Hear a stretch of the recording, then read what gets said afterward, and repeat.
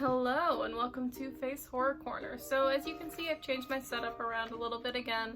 I was using my webcam for a while and a new microphone. The webcam was kind of grainy quality, so I'm moving back to my phone for a little while. So you might have to turn the audio up a little louder than normal. Apologies if that's the case.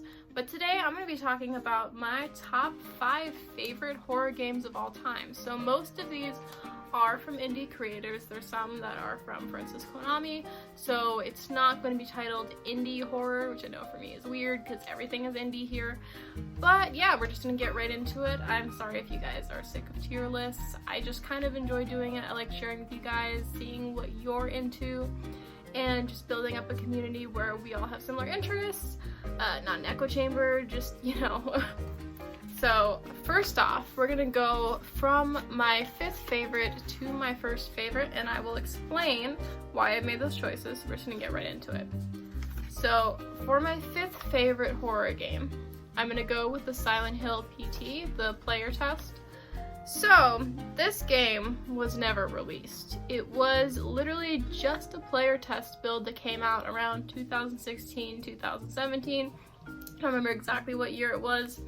And it was insane. It was supposed to be the newest Silent Hill game, the first work that Konami's actually put into Silent Hill franchise in quite a long time. There was a lot of hype for it, but this was legitimately one of the scariest games that I think you can play. Just the player test build alone.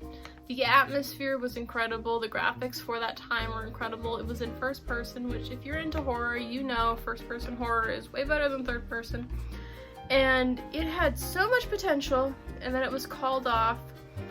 I believe the creator decided he was going to work on a different video game instead. I want to say it was Dead Man Rising. I could have the title completely wrong because out of anger for having the Silent Hill game canceled, pretty much nobody played the other game. So, bad choice, Konami. Bad choice. So for number 4, I have Dead by Daylight. I don't think I have to really tell you all about that game. It's just, you play as a killer, you play as a survivor, it's multiplayer, you can play with your friends. Most of the time you're playing with strangers online. There's no mics, there's very limited communication. So this game has a huge amount of potential, I feel that maybe the studio is not doing things to their full potential.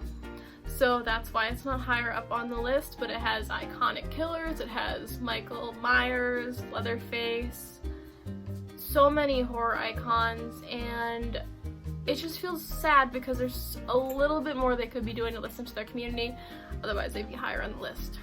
So number 3, we have Five Nights at Freddy's. That was a game I was really into when I was younger. I still think, regardless of what you think about the fandom, that Five Nights at Freddy's was really revolutionary in how it inspired like more point-and-click style horror. The amount of actual coding that had to go into it was incredibly limited compared to how freaky it actually was. Yes, it's a jump scare game. That's why it's not one of the top ones on my list. But the amount of paths that it carved out into the horror community for other people to do similar concepts or even new concepts, the way it opened doors for things in horror that have not been seen before, definitely gets it on this list, regardless of what you think of the community or even the game itself. It really inspired a lot more indie game creators. So at number 2, I have Silent Hill 3.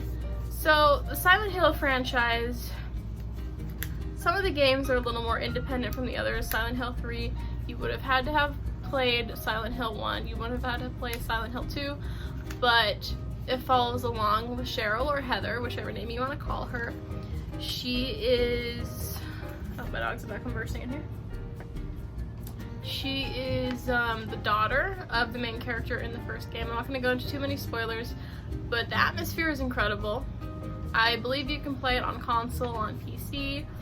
I would go with PC so you can have the best graphics, but at least look up the storyline of Silent Hill, the first one, which really doesn't, it's still a good game, but the graphics do not carry over nowadays, so I would just kind of look up more about the synopsis of it and then play Silent Hill 3, but the atmosphere, the monsters, the character design, the plot, the characters are likable too, which is important. The main character, I love her. So that would definitely land it at number 2 on my list. Silent Hill 3, I love it. And number 1 on my list might be actually a surprising choice, but my favorite horror game of all time is the 2016 Corpse Party. So this is a Japanese, I think it's called RPG style game. So it's got the little pixel characters. It is not high graphics at all. It looks very retro because, you know, that's kind of the style of the Japanese RPG games, which I love a lot. There's different ones if you like that. There's Ib, there's Witch's House. So if you enjoy Corpse Party, I would definitely look into those. But yeah, so the concept is that a group of high schoolers, I believe it's going to be one of their last days in class together, or one of them is moving away. So they do this ritual in their classroom where they're supposed to take these paper dolls and they tear off pieces from each other while doing a chant, and it's supposed to be a little ritual that makes us allowed to stay friends forever. And they think it's a little stupid, but they do it anyways, and it turns out that they get transported to another dimension, their entire school and them included in it, because of the ritual going wrong. And this is a very gory game, surprisingly, considering its little pixel characters. There's art interjected in it, very disturbing art. You could always give it a watch instead, because Corpse Party does have an anime. The anime is very gruesome. I would not recommend it if you have a weak stomach. It's probably one of the goriest animes of all time. I personally did not get more than 2 episodes in. It was too much for me, and I like the Saw franchise, so that's saying a lot, honestly. But yes, I would definitely say out of all these games, Corpse Party is the scariest, the goriest, and the most disturbing for multiple reasons. So if that's what you're looking for, definitely go with Corpse Party. Definitely an R-rated game though. Don't play it around your parents. But I hope you guys all enjoyed my very unprofessional tier list. Keep in mind that just because this is my opinion does not mean that I am God and I know everything.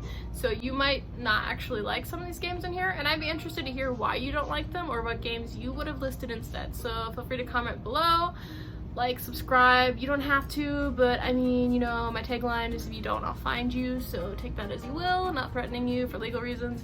Yeah, I'll see you guys all next week for the indie horror reviews, and I hope you all have an awesome day or night, and I will see you all later.